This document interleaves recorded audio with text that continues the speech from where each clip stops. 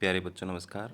आज की online class में आपका स्वागत है। प्यारे बच्चों, आज हम कक्षा 8 विषय गणित के अंदर पाठ 3 चतुर्भुजों को समझना उड़ान कार्य पुस्तिका के कार्यपत्र यानी गतिविधियों को हल करेंगे। तो जो बच्चे चैनल पर नए हैं या जिन बच्चों ने अभी तक चैनल को सब्सक्राइब नहीं किया, सब्सक्राइब करें और अपने साथियों को शेयर जरूर कर दें। तो शुरू करते हैं आज की क्लास। आप अपनी स्क्रीन पर देख सकते हैं गतिविधि 1, समझो और बताओ।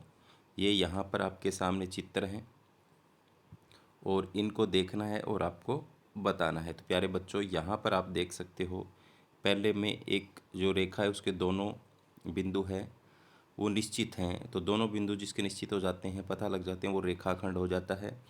और दूसरे चित्र के अंदर आप देखो, एक बिंदु है और दूसरे बिंदु को निश्चित नहीं किया गया, तो ये किरण है। यानी एक प्रारंभिक बिंदु हो, अंतः बिंदु ना हो। इसका प्रारंभिक भी है और अंतः बिंदु भी है, दोनों है। इसका सिर्फ प्रारंभिक है, अंतिम का नहीं पता। इसके दोनों ही नहीं पता तो ये रेखा हो जाएगी। ठीक है, दोबारा से सुन लो। जिसके प्रारंभिक और अंतः बिंदु निश्चित हो जाए वो रेखाखंड हो जाता है। जिसका प्रारंभिक बिंदु हो, अंतः बिंदु ना हो, वो किरण होती है। और जिसके दोनों बिंदु निश्चित नहीं हो, प्रारंभिक और अंतिम, वो रेखा होती है। क्या तीनों चित्रों में कोई समानता है? हाँ, तीनों सरल रेखा में, हाँ तीनों सरल रेखा में हैं। आगे तीनों चित्र किस प्रकार के हैं? तो प्यारे बच्चों, ये मैंने तीनों चित्र किस प्रकार भिन्न है? तो रेखाखंड की लंबाई निश्चित हो गई, यानी दोनों प्रारंभिक और अंत्य बिंदु निश्चित हो गए। किरण का प्रारंभिक बिंदु होता है लेकिन अंत्य बिंदु नहीं होता। रेखा का प्रारंभिक व अंत्य बिंदु दोनों ही नहीं होते। अपने आसपास में उपरोक्त तीनों चित्र दर्शाई गई आकृति के दो दो उदाहरण देखें। तो रेखाखंड का उदाहरण माचिस की तीली दे दो, अगरबत्ती दे दो। किरण का उदाहरण सूर्य की किरणें दे दो, टॉर्च की लाइट दे सकते हो आप। रेखा का उदाहरण आप दो, सड़क का किनारा, धरती आकाश को मिलाने वाली क्षितिज रेखा।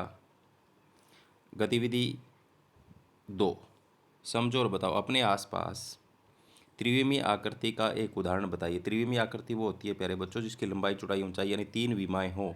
तो घन की 3 विमाएँ होती है, घनाभ की भी 3 विमाएँ होती है, गोले की भी 3 विमाएँ होती है, बेलन की भी 3 विमाएँ होती है और शंकु की भी 3 विमाएँ होती है। तो जो घनाकार आकृति वो सारी आएंगी, घनाभाकार आएंगी, गोला आएगा, बेलन आएगा और शंकु आएगा। इस तरह की आकृति जो भी रखते हैं वो त्रिविमीय के अंदर आएंगे। ठीक है, आगे है, देखो ये प्रश्न आ गया, इसको मैं सॉर्ट कर लेता हूँ।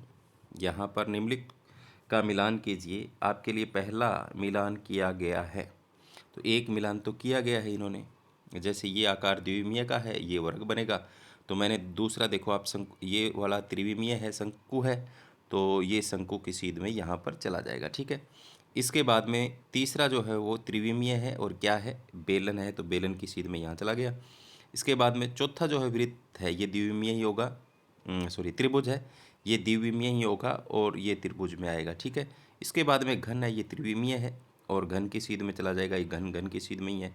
इसके बाद में गोला है, ये वृत्त है, वृत्त द्विविमीय में आता है और ये वृत्त की सीध में चला जाएगा। इसके बाद में घनाभ है, त्रिविमीय होगा, ये घनाभ की सीध में चला जाएगा। इसके बाद में है गोला, ये त्रिविमीय में आएगा और ये यहाँ पर। ठीक है, आप इसको आसानी से रोक करके वीडियो को पॉज करके देख लेना, समझ में आ जाएगा। ठीक है, आगे चलते हैं।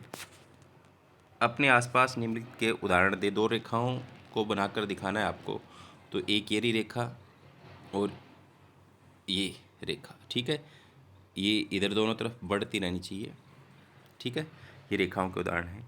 2 समांतर रेखाओं के उदाहरण दें। तो रेल की पटरियां हैं वो समांतर होती हैं। कार्य पुस्तिका में ये आप अपने सामने लाइन देख रहे हो, ये समानांतर हैं, तो इसका भी हमने उदाहरण लिख दिया है यहाँ पर। आगे है, चित्र में न्यून कोण, समकोण तथा अधिक कोण के उदाहरण दीजिए। तो प्यारे बच्चों, यहाँ देखो, दोनों सुइयों के बीच में 180 डिग्री का कोण अधिक कोण है, तो यहाँ पर 90 से कम है तो ये न्यून कोण है, यहाँ पर 90 का है तो समकोण है, यहाँ पर भी ये 90 का ही है तो ये क्या है, समकोण। यहाँ पर देखो, ये जो कोण है वो न्यून कोण है, यहाँ पर ये कोण जो होता है प्रत्येक कोने पर समकोण है। यहाँ पर हाथ के बीच देखो, इनके कौन सा कोण है, न्यून कोण है, इसमें भी समकोण बन रहे हैं कोनों पर। या किसी की बात, ये लैपटॉप खुला पड़ा है, यहाँ पर भी समकोण बन रहा है। यहाँ पर देखो, ये अधिक कोण बन रहा है, यहाँ न्यून कोण बन रहा है और इसके बीच। यहाँ ये जो पार्टीशन किए हुए हैं, खंड बनाए हुए हैं, इनके बीच न्यून कोण बन रहा है। तो यहाँ देखो, एक पवन चक्की दिखाई, पवन चक्की यहाँ से देखने पर ये कोण तो न्यून है, बाकी अधिक कोण आपको दिख रहे हैं। इसमें क्या है, एक रेखा, ये एक रेखा, ये इस तरीके से रेखा है, तो ये न्यून कोण बनेगा। यहाँ पर पीछे का टुकड़ा कर दें तो न्यून कोण बनेगा। इसके बाद में दीवार के अंदर ये जो ऐसे लाइनें हैं, ऐसे लाइनें, एक तो न्यून वो समकोण बनेगा। तो आगे है प्रश्न नंबर 4 के अंदर सरल कोण के 2 उदाहरण दीजिए। तो पहला उदाहरण तो आप अपने चित्र से ही ले लो, प्रश्न संख्या 3 के चित्र 1 में, और दूसरा आप बना दो यहाँ पर ओ ए बी 180 डिग्री का कोण। संपूर्ण कोण के 2 उदाहरण, तो घड़ी की सुई द्वारा एक चक्कर लगाने में संपूर्ण कोण होता है ऐसे, ठीक है, पूरा 360 डिग्री का। यहाँ पर यहाँ से चले, यहाँ से यहाँ तक 360 का बन जाए। तो पंखे की पंखुड़ी द्वारा एक चक्कर लगाने से बना कोण भी। आगे प्रतिवर्ती कोण के 2 उदाहरण दो। तो प्रतिवर्ती कोण जो होता है वो 180 से ज़्यादा और 360 से कम, तो 190 और 290 हमने यहाँ पर लिख दिए हैं। आगे है न्यून कोण, समकोण, अधिक कोण त्रिभुज के 2 उदाहरण दिए। तो मैंने यहाँ पर एक एक आपको बना के दिखा दिए। न्यून कोण है, इसमें सारे 60-60 डिग्री के कोण हैं। कितने कितने के हैं? ये समकोण है 190 का, ये अधिक कोण है। एक कोण 90 से अधिक हो तो अधिक कोण त्रिभुज होती है, जिसमें एक कोण समकोण हो वो समकोण त्रिभुज होती है। एक सभी कोण 90 से कम हो न्यून कोण त्रिभुज होती है। आगे है विषम बाहु त्रिभुज, जिसकी तीनों भुजाएं समान न हो वो विषम बाहु होती है। जिसकी 2 भुजाएं समान हो, तो यहाँ पर 2 समान है तो वो समद्विबाहु होती है। जिसकी तीनों समान हो वो समबाहु होती है। आगे वृत्ताकार आकृतियों के 5 उदाहरण। तो रोटी वृत्ताकार होती है, पहिया वृत्ताकार होता है, चूड़ी वृत्ताकार होती है, घड़ी का डायल वृत्ताकार होता है, और पूरा पिज़्ज़ा जो होता है, पिज़्ज़ा यहाँ पे इसको हम काट दें, पिज़्ज़ा जो होता है वो भी कैसा होता है? वृत्ताकार होता है, ठीक है। चूड़ी किस प्रकार की आकृति, अगर इसको तोड़ दिया जाए तो किस प्रकार की आकृति बनेगी? तो प्यारे बच्चों, चूड़ी, ये चूड़ी है, इसको अगर हम यहाँ से तोड़ दें ऐसे, तो ये क्या बन गई? चाप बन गई ना, चाप के रूप में मिल सकती है।